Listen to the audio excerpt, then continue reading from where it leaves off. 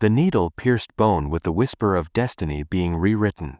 Silas pulled back the retroviral injector, watching crimson bloom around the puncture site in the woman's femur. Through the bioscanner's green glow, he could see the microscopic warriors already beginning their work, seeking out the genetic markers etched into her marrow, preparing to carve new possibilities into the very foundation of her being. "Will it hurt?" she whispered, though pain had nothing to do with what they were really discussing. "Everything worthwhile does," Silas replied, his fingers dancing across the gene sequencer's controls.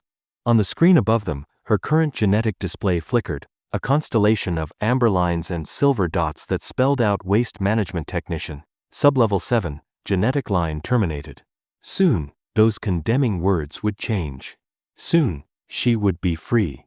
The woman's skin began to shift, the familiar tattoo-like patterns that marked every citizen's genetic destiny starting to blur at the edges. In the distance, sirens began to wail. In the year 2157, your skin told the story of your life before you'd lived it. Silas Chen traced the silver lines running down his forearm with practiced fingers, reading the genetic script that had mapped his existence from birth. Artist, Sublevel 3, Creative Enhancement Gene Active, Social Compliance Index, Moderate Risk. The markings shifted subtly in the morning light, alive with bioluminescent certainty. His workshop occupied a converted storage unit in the lower arts district, where citizens with creative genetic markers were permitted to ply their trades. The space smelled of antiseptic and possibility, medical equipment disguised as artistic tools, gene sequencers hidden behind canvases, retroviral cultures growing in what appeared to be paint bottles. The morning brought 3 clients, each bearing the weight of their genetic pronouncements like chains. First came Marcus, whose skin declared him maintenance worker, Sublevel 8, Intelligence Quotient, Limited, Reproductive License, Denied. The man's eyes held the particular desperation of someone who'd discovered love in a world that had deemed him unworthy of it. "I just want to marry her," Marcus said, rolling up his sleeve to reveal the cruel efficiency of the genetic display system. "The review board says our combined genetics would produce suboptimal offspring." "But I love her, Mr. Chen. Doesn't that count for something?" Silas mixed pigments with steady hands, creating the illusion of working on a traditional tattoo. "Love counts for everything, Marcus. That's why it's dangerous." The second client was elderly Mrs. Huang, whose fading genetic markers read Teacher, Sublevel 2, Cognitive Decline Imminent, Termination Recommended at age 70. She was 68. "I have so much left to give," she whispered, glancing nervously at the door. "My students still need me." The third never came. In the surveillance state of Neo-Singapore, people sometimes simply disappeared between appointments. By noon, Silas had completed 2 illegal genetic modifications, careful alterations to bone marrow that would gradually rewrite his client's surface genetics over the coming weeks. Marcus would soon display markers for Technical Specialist, Sublevel 5, high enough to earn a reproductive license. Mrs. Huang's cellular regeneration protocols would quietly activate, buying her years of life the system had deemed unnecessary. This was Silas's art, the careful reconstruction of human potential, one genetic sequence at a time. The work had started 5 years ago, when Dr. Elena Reed had stumbled into his legitimate tattoo parlor with blood on her lab coat and desperation in her eyes. She'd been cast out from the Genetic Council for questioning their methods, stripped of her credentials and marked for academic reassignment, a euphemism for intellectual lobotomy. "I invented something," she'd said, hands shaking as she showed him the prototype gene-carving technology. "A way to rewrite genetic destiny at the cellular level. But they want to use it to make the system stronger, not to free people from it." Now Dr. Reed lived in the workshop's back room, a brilliant woman reduced to mixing retroviruses in improvised laboratories, teaching Silas the delicate art of biological rebellion. The afternoon brought an unexpected visitor. Calla Winters entered like a ghost, her genetic markers so faded they were barely visible against her pale skin. Silas had heard of people like her, genetic outcasts whose DNA was so corrupted or unusual that the display system couldn't properly categorize them. They were called nulls, and they occupied the lowest rung of society's ladder. "I know what you do here," she said without preamble. "I want in." Her story emerged in fragments. Born to unknown parents, raised in the state facilities, marked as genetic anomaly, assignment, pending, social integration, impossible. She'd spent 23 years in limbo, denied the basic right to exist within society's carefully ordered structure. I don't want a new genetic destiny, she said, startling Silas. I want to learn how to give others theirs.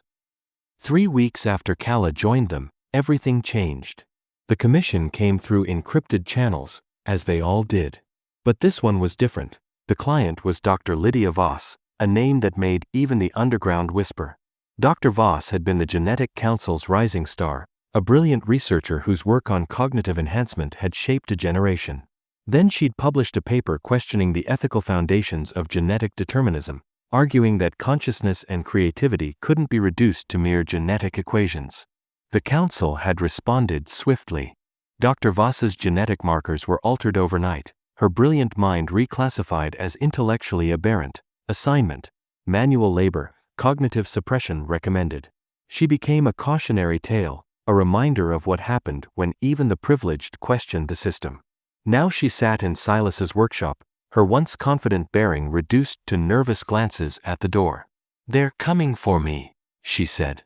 "The Gene Warden himself is handling my case. I have maybe days before they drag me in for correction." Silas had heard whispers of the Gene Warden, a zealot who could read a person's entire genetic history with a single touch, who believed genetic purity was all that stood between civilization and chaos.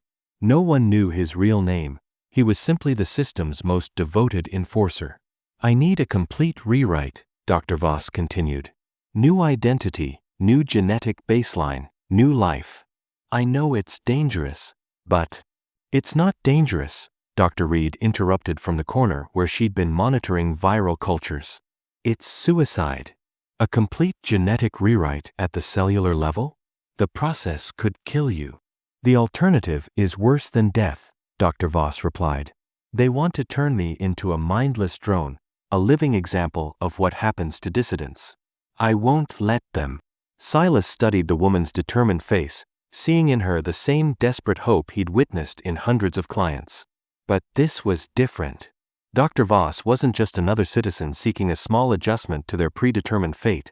She was a symbol, a high-profile target whose escape would send shockwaves through the system. "We'll need 3 days," he said finally. "Complete genetic mapping, viral preparation, bone marrow replacement protocols. Can you stay hidden that long?" Dr. Voss nodded, but her eyes betrayed her doubt. On the second day, as Silas was preparing the final viral sequences, Kala burst through the workshop's hidden entrance. "They know," she gasped, blood trickling from a cut on her forehead. "The Gene Warden, he's here. In the district. He's going door to door, touching people, reading their genetics. He's looking for her." Through the workshop's reinforced windows, Silas could see them.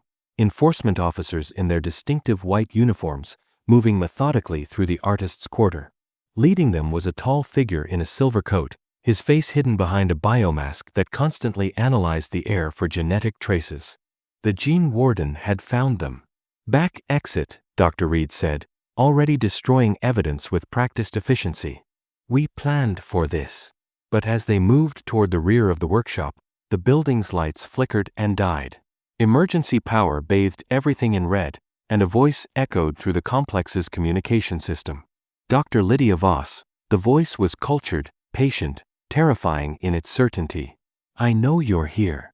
Your genetic signature is as unique as a fingerprint, and I can taste it in the air. Surrender now, and your collaborators will be shown mercy." Silas grabbed the portable gene sequencer and the viral cultures they'd prepared for Dr. Voss. "Move," he whispered. They made it halfway to the exit before the workshop's front wall exploded inward. The Gene Warden stood in the smoking doorway, his biomask glowing with satisfied recognition. Without the mask, his face was unexpectedly young, marked with the fanatical certainty of absolute belief. "Silas Chen," he said, consulting a handheld scanner. "Your genetic markers indicate artistic ability, but your recent activities suggest terrorist inclinations. How curious." He stepped forward, and Silas saw what made him so dangerous. The Gene Warden's hands were covered in biosensors, allowing him to read genetic information through direct contact. One touch would reveal everything: the viral modifications in Silas's system, his history of genetic rebellion, the location of every safe house and client. "Run," Silas told the others. "Get to the tunnels." But as Dr. Voss and Kala fled toward the rear exit, the Gene Warden's attention fixed on Dr. Reed. "Elena Reed," he said, his voice taking on an almost fond quality. "The architect of genetic terrorism. Do you know how many lives you've destroyed with your technology? How many people you've condemned to live lies written in their very bones?" Dr. Reed stood her ground, her chin raised defiantly. "I gave them choice. Something you'll never understand." The Gene Warden reached for her, and Silas acted without thinking. He lunged forward, the gene sequencer in his hands crackling with stored energy. The device struck the Enforcer's biomask, shattering it and sending him stumbling backward. "Go!" Silas shouted. They ran. Behind them, the Gene Warden's voice followed like a curse.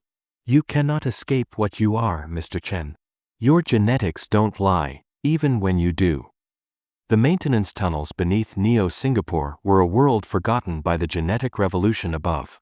Here, in the spaces between the city's carefully ordered levels, the outcasts gathered: nulls like Kala whose genetic markers defied categorization, dissidents whose modifications had been detected and condemned, and the simply unlucky who'd fallen through the cracks of the system. Silas led his small group through winding passages lit by stolen bioluminescent strips, following routes Dr. Reed had mapped during her years of hiding. The air tasted of recycled moisture and desperate hope. "Safe house is 2 levels down," Dr. Reed whispered, her voice echoing off concrete walls. "Managed by someone called the Chronicler. He helps people disappear." Dr. Voss stumbled, her body beginning to reject the partial genetic modification they'd managed to complete before the Gene Warden's arrival. "How much farther?" she gasped. "Not far," Kala said, steadying the older woman. Despite her youth, she moved through the tunnels with practiced ease, as if she'd been born to this underground existence. The safe house occupied a forgotten subway station, its platforms converted into living spaces for society's unwanted. The chronicler proved to be a thin man in his 50s, his skin completely blank, devoid of the genetic markers that defined every citizen's existence.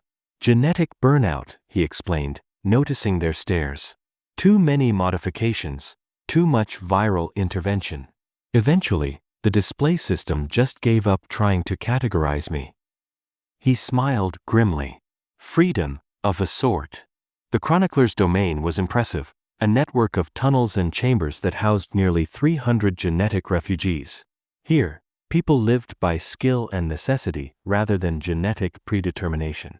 Former waste technicians had become skilled mechanics, discarded teachers had established underground schools, and cast-out artists had created beauty in the darkness. "The Gene Warden has tripled patrols," the chronicler reported as he led them to a medical bay. "He's convinced that Dr. Voss is the key to some larger conspiracy. Every safe house, every underground clinic, he's systematically dismantling the resistance." Dr. Voss was deteriorating rapidly. The incomplete genetic modification was causing her body to attack itself, her immune system unable to reconcile the conflicting genetic signals. Dr. Reed worked frantically to stabilize her, but it was clear they were losing the battle. "We need to complete the process," Dr. Reed said, "but without proper equipment." "I know someone," Kala said quietly. "Another Gene Carver. He works deeper in the tunnels, but he has access to advanced equipment." The someone proved to be Marcus, Silas's former client, whose new genetic identity had allowed him to marry his beloved. But success had made him cautious. "You don't understand the risk," Marcus said, his eyes darting nervously around his hidden laboratory. "The Gene Warden isn't just hunting Dr. Voss, he's tracking everyone she's come in contact with. If he finds out I've been modified, then help us stop him," Silas said. "Dr. Voss has information about the system's vulnerabilities. If we can get her to safety, if she can publish what she knows." Marcus shook his head. "And then what? The system collapses? Do you know what that would mean? Chaos, anarchy, Millions of people suddenly free to make their own choices? Society would tear itself apart. It was an argument Silas had heard before, the justification that kept the oppressed complicit in their own oppression. But before he could respond, alarms began shrieking through the tunnel complex. Gene Warden, incoming. The chronicler's voice crackled over the communication system. Multiple contacts, heavy enforcement presence. All citizens to emergency positions. Through the laboratory's reinforced windows, they could see enforcement officers rappelling into the subway station from hidden access points above. The Gene Warden had found them again. Tracking virus, Dr. Reed said suddenly, understanding flooding her face. He must have introduced a tracking organism during our first encounter. Something that bonds with modified genetic material and broadcasts location. The laboratory's doors exploded inward, and enforcement officers poured through the breach. But they weren't the real threat. Behind them came the Gene Warden, his new biomask more sophisticated than the one Silas had destroyed. The enforcer moved through the underground rebels like a force of nature. One touch was all he needed to read their complete genetic history, to identify which modifications were illegal, which identities were false. Within minutes, half the laboratory's occupants were on their knees, biorestraints burning their skin. Silas found himself cornered, the Gene Warden advancing with methodical certainty. Silas Chen, the enforcer said, his voice modulated by the biomask. I've been studying your work. Quite impressive, actually. The precision, the artistry, you're wasted on this rebellion. I'll never work for you, Silas spat. Oh, but you will. The Gene Warden extended his sensor-covered hand. One touch, Mr. Chen, and I'll read every modification you've ever made, every client you've helped, every safe house you've used. Your genetic signature will tell me everything I need to know about this pathetic resistance. The hand descended, and Silas knew that his rebellion was over. Then Kala struck. The young woman appeared from nowhere, a shock rod crackling in her hands. The weapon struck the Gene Warden's biomask, sending electricity cascading through his sensor network. He convulsed and fell, his genetic reading equipment smoking and dead. Run! Kala shouted. I'll hold them off. But as they fled through the laboratory's rear exit, Silas saw Kala fall to the enforcement officer's stun weapons. The last thing he heard was her defiant scream, echoing through the tunnels like a battle cry. 3 days in the deepest tunnels had given them time to mourn and plan. Dr. Voss had finally stabilized, her new genetic identity successfully integrated. She now appeared to be Maria Santos, a mid-level agricultural specialist with no history of dissent. The transformation was perfect, except for her eyes, which still held the fire of the woman who dared to question the system. Kala's sacrifice won't be meaningless, Dr. Reed said as they gathered around a makeshift table covered in genetic schematics. But we need to understand what we're really fighting. The revelation had come from Dr. Voss's memory files, research data she'd hidden in her own genetic code before fleeing the council. The information painted a picture of the system's true purpose that was far more sinister than simple social control. The genetic display system isn't just about categorizing people, Dr. Voss explained. It's about harvesting them. The council has been using the population as a living laboratory, deliberately introducing genetic modifications to study their effects. Every natural genetic marker, every predetermined destiny, it's all part of a vast experiment. Silas stared at the data streams flowing across their salvaged screens. Experiment for what? Creating the perfect human, Dr. Reed said quietly. They've been running genetic trials on the entire population for generations, using social control to ensure compliance. The whole system, the genetic castes, the predetermined destinies, the enforcement apparatus, it's all designed to produce data for their ultimate project. The scope of the betrayal was staggering. Every citizen's life had been reduced to a data point in someone else's experiment. Every dream deferred, every potential crushed, every life lived in service to genetic destiny. All of it had been orchestrated for the council's research. But the files contained something else, a vulnerability. The central genetic database, Dr. Voss said, highlighting a section of the schematics. Every citizen's true genetic information is stored there, separate from the display system. If we could access it, if we could prove that the surface genetics are fake, the whole system would collapse, Silas finished. People would see that their destinies were never written in their genes. They were written by bureaucrats and scientists. The database was housed in the Genetic Council's tower, 50 floors above street level and protected by every security measure the system could devise. Reaching it would require a combination of technical skill, inside knowledge, and desperate courage. They had all three. But as they planned their assault on the tower, the Gene Warden was planning his own offensive. The attack came without warning. Enforcement officers erupted from hidden passages, their movements coordinated with military precision. The Gene Warden had been tracking them through the underground resistance network, using captured rebels to map the tunnel system. In the chaos of the attack, Silas found himself separated from the others, fighting his way through smoke-filled passages as the safe house burned around him. Behind him, he could hear the Gene Warden's voice, calm and implacable. "Your rebellion ends here, Mr. Chen. Did you think you could hide forever in these tunnels?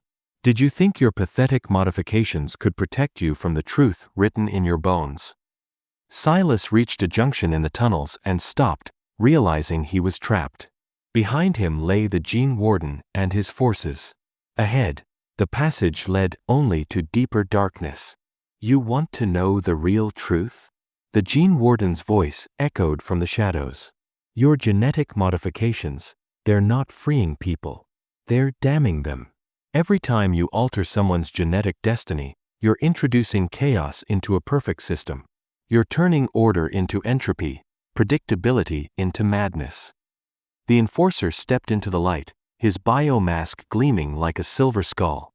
"I've seen what happens when people are freed from their genetic destinies," he continued. "I've watched civilizations collapse under the weight of unlimited choice. The genetic caste system isn't oppression, Mr. Chen, it's salvation. It's the only thing preventing humanity from destroying itself." Silas raised his hands, appearing to surrender. "You're wrong," he said. "Choice doesn't destroy people. It makes them human." "Prove it," the Gene Warden said, extending his sensor-covered hand. "Let me read your genetics, your true genetics. Let me show you what you really are beneath all these modifications." But as the Gene Warden reached for him, Silas smiled. "I already know what I am," he said, triggering the explosive device he'd hidden in his jacket. "I'm free." The tunnel collapsed between them, buying Silas precious time to escape. But as he fled through the darkness, the Gene Warden's words followed him. "You cannot run from what you are forever, Mr. Chen. Your genetics don't lie, even when you do." The Genetic Council's tower pierced the sky like a silver needle, its surface covered in bioluminescent displays that showed the genetic status of every citizen in the city below. From their position in an abandoned building across the plaza, Silas watched the patterns shift and dance across the tower's walls, a living testament to the system's control over human destiny.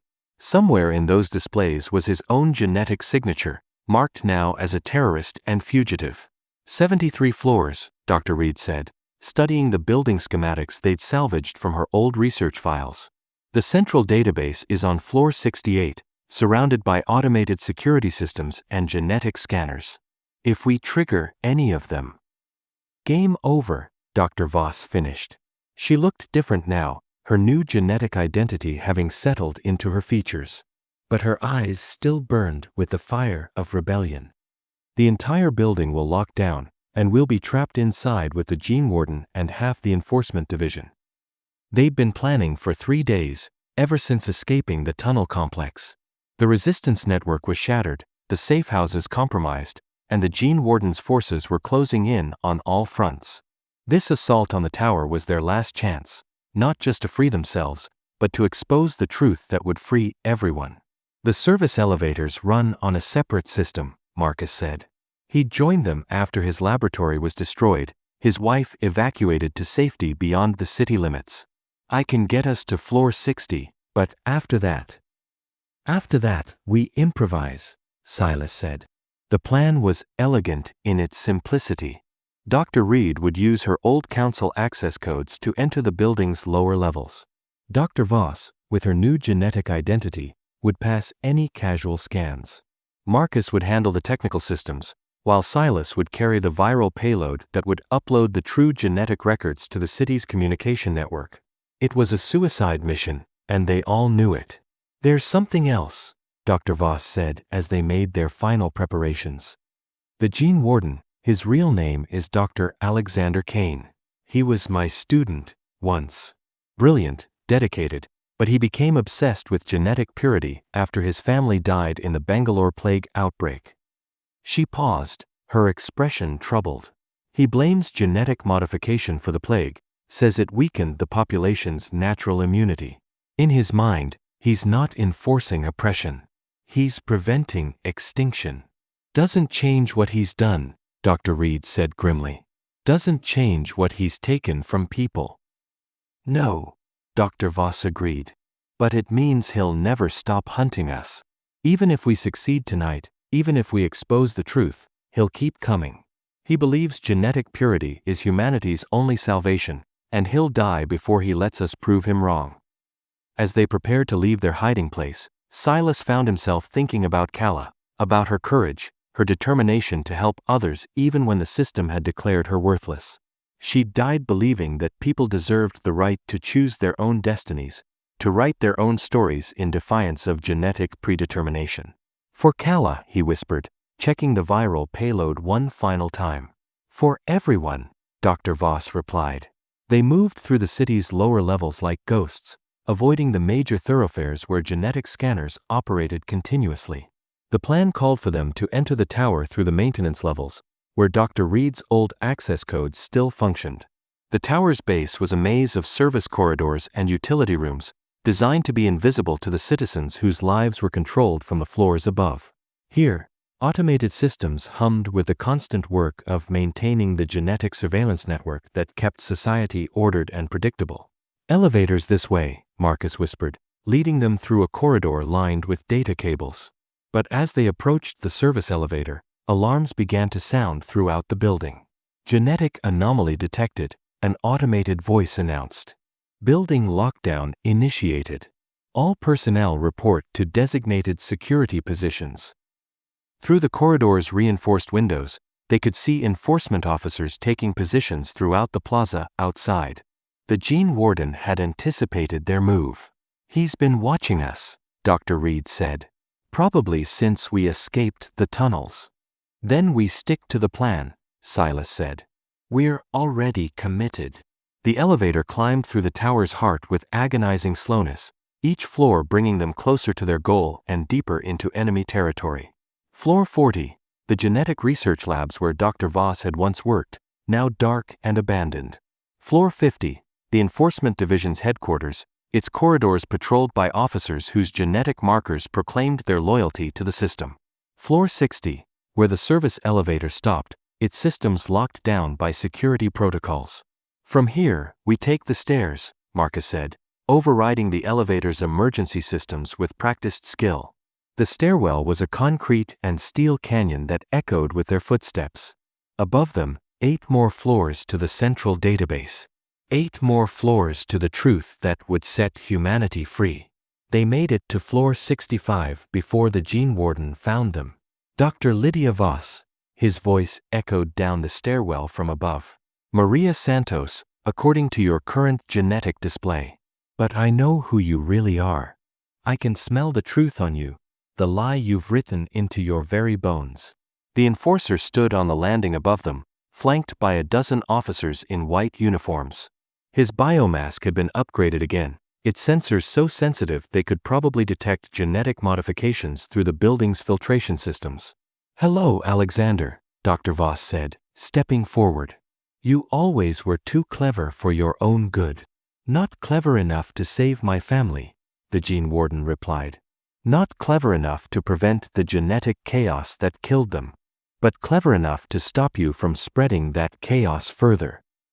He began descending the stairs, his officers following in perfect formation. "The genetic purity protocols exist for a reason, Lydia. They prevent the kind of uncontrolled modifications that led to the Bangalore plague. Every time one of your clients alters their genetic destiny, they risk creating new pathogens, new vulnerabilities, new ways for humanity to destroy itself. You're wrong, Dr. Voss said. The plague wasn't caused by genetic modification, it was caused by the Council's secret experiments. The same experiments that created this entire system of control. Lies, the Gene Warden said, but his voice carried a note of uncertainty. The truth is in the database, Dr. Voss continued. Floor 68, just 3 floors above us. All of it, the real genetic data, the experimental protocols, the proof that this entire system is built on fear and control rather than science. The Gene Warden stopped, his biomask sensors whirring as they analyzed the air around Dr. Voss. You're not lying, he said, surprise evident in his modulated voice. But that's impossible. The Council would never. The Council has been lying to everyone, Silas interrupted. Including you. For a moment, the stairwell was silent except for the hum of the building systems. Then the Gene Warden raised his hand, and his officers raised their weapons. It doesn't matter, he said. Even if you're right, even if the Council has been deceptive, the system works. It provides order, stability, predictability. Without it, humanity will tear itself apart through genetic experimentation and uncontrolled evolution. Without it, humanity will be free, Dr. Reed said. The battle began with Dr. Reed's improvised flashbang, a chemical mixture that overloaded the officers' biosensors and sent them stumbling blindly through the stairwell. In the chaos, Silas and the others fought their way upward, using the narrow confines of the stairwell to limit their enemies' advantages. Marcus fell on floor 66, struck down by a stun weapon as he held the door to buy them time. His last words were a whispered apology to his wife, somewhere beyond the city's borders. Dr. Reed fell on floor 67, her sacrifice allowing Dr. Voss and Silas to reach the final door. She died with her hands on a bioscanner, her genetic signature opening the path to the truth she'd spent her life protecting. The central database occupied an entire floor, its walls lined with quantum processors that contained the genetic records of every human being in the city. At the room's center stood a single terminal, the point of access that would allow them to upload the true genetic data to the city's communication network. Dr. Voss reached the terminal first, her fingers flying across its controls as she accessed systems she'd helped design. Behind them, the Gene Warden burst through the door, his biomask damaged but still functional. Stop, he commanded, raising a weapon that hummed with genetic targeting energy. I won't let you destroy everything we've built. Look at the data, Alexander, Dr. Voss said without turning around. Look at what they've really been doing. Look at what killed your family. The terminal screens flickered to life, displaying files that had been hidden for decades. The true purpose of the genetic caste system. The experimental modifications introduced into the population without consent. The deliberately engineered genetic vulnerabilities that had made the Bangalore plague possible. The Gene Warden stared at the screens, his weapon wavering. No, he whispered. This is impossible. Your family died because the Council introduced genetic modifications that weakened immune systems, Dr. Voss said gently. They needed test subjects for their longevity experiments. The plague wasn't an accident, Alexander. It was a calculated risk that went wrong. The weapon fell from the Gene Warden's hands as the truth shattered his world. Everything he'd believed, everything he'd enforced, everything he'd killed for, it had all been built on lies. Upload the files, Silas said, beginning the process that would broadcast the truth to every screen in the city. Let everyone see what they really are. But as the upload began, alarms screamed throughout the building. The Council had activated the tower's final defense, a bioweapon designed to eliminate anyone who threatened the genetic database. Cellular breakdown toxin, Dr. Voss said, reading the warning displays. It targets modified genetic material. Anyone who's been altered will be dead in minutes. Silas felt the toxin beginning its work, his modified cells starting to destroy themselves. Around the room, The air itself was becoming poisonous to anyone who dared to change their genetic destiny. "Go," he told Dr. Voss. "Your new genetics might protect you. Get to the roof. Get out of the building." But Dr. Voss stayed at the terminal, her fingers never stopping their desperate work. "The upload is at 60%. Someone has to finish it." The gene warden stumbled forward, his own modifications making him vulnerable to the toxin. "I'll do it," he said. It's the least I can do." Together, the three of them watched as the upload reached completion. Across the city, screens flickered and changed, displaying the true genetic records of every citizen. The lies written in skin began to dissolve, replaced by the messy, beautiful truth of human genetic diversity. 6 months later, Silas sat in a real cafe on street level, watching the city transform itself. The genetic caste system had collapsed within hours of the data upload.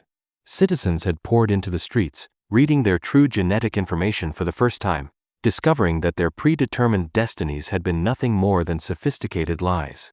The revolution that followed had been messy and chaotic, exactly the kind of uncontrolled change the gene warden had feared.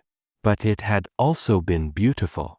Silas's arm was scarred where the cellular toxin had begun breaking down his modified tissue, but Dr. Voss had managed to synthesize an antidote before the damage became fatal. She worked now as a street medic, using her knowledge to help citizens understand their true genetic heritage. The gene warden, Alexander Kane, had survived as well, though he'd lost most of his biosensor network to the toxin. He now worked with former resistance members, using his knowledge of the old system to help dismantle its remaining infrastructure. The man who'd once been humanity's most feared genetic enforcer had become one of its most dedicated liberators. "Any regrets?" Dr. Voss asked, sliding into the seat across from Silas. "About which part?" Silas replied, gesturing to his scars. "Nearly dying? Destroying a civilization's worth of social order? Unleashing genetic chaos across half the world? About giving people the right to choose their own destinies?" Silas considered the question as he watched a group of children playing in the plaza outside. Their skin showed the natural variations of human genetics, some markers bright, others dim, most falling somewhere in between. No two patterns were identical, and none of them dictated the children's futures. "No regrets," he said finally. "Choice is messier than predetermination, but it's also more honest. These kids will make mistakes, face failures, discover talents nobody predicted. That's what it means to be human." Dr. Voss smiled, though her expression carried the weight of all they'd lost. Marcus would have liked to see this. And Dr. Reed. And Kala. "They did see it," Silas replied. "Every choice these people make, every dream they pursue that would have been impossible under the old system, that's their legacy." Through the cafe's windows, they could see Alexander Kane working with a group of former nulls, helping them establish new identities based on their actual genetics rather than the system's failures to categorize them. The man moved differently now, less certain, more thoughtful, carrying the weight of his past actions but no longer crushed by the burden of absolute belief. "What about you?" Dr. Voss asked. "What will you do now that there's no system to rebel against?" Silas touched his forearm, where new genetic markers were slowly appearing, not the false destiny imposed by the council, but his body's natural expression of its modified genetics. The patterns were beautiful and strange, unlike anything the old classification system would have recognized. "I think I'll go back to being an artist," he said. "But this time, I'll help people write their own stories instead of rewriting the ones they were given." Outside, the city hummed with the chaotic energy of a society learning to be free. There would be struggles ahead, economic disruption, social upheaval, the growing pains of a species discovering its own potential. But there would also be music composed by people who'd been told they had no creativity, discoveries made by minds that had been labeled insufficient, love between souls that had been deemed genetically incompatible. The Bone Scrivener's work was done. The stories people would write from now on would be their own. In the distance, the Genetic Council's tower stood empty, its bioluminescent displays dark for the first time in generations. But in the streets below, A different kind of light was beginning to shine. The light of human potential, finally free to find its own expression. The revolution was over. The real work of being human had just begun.